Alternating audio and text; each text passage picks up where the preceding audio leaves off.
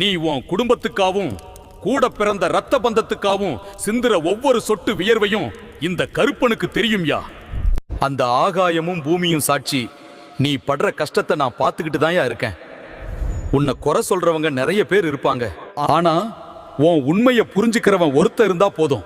அந்த ஒருத்தன் நான் தான்யா. நீ நேர்மையா நடந்தா பாதை கொஞ்சம் கஷ்டமா தான் இருக்கும்.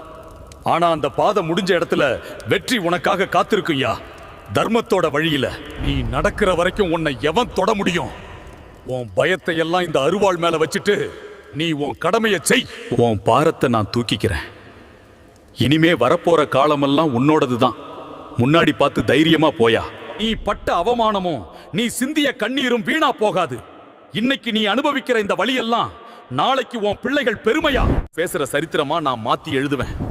உன்னை இந்த ஊரே அண்ணாந்து பார்க்கிற அளவுக்கு ஒரு கோபுரமா உயர்த்தி கம்பீரமா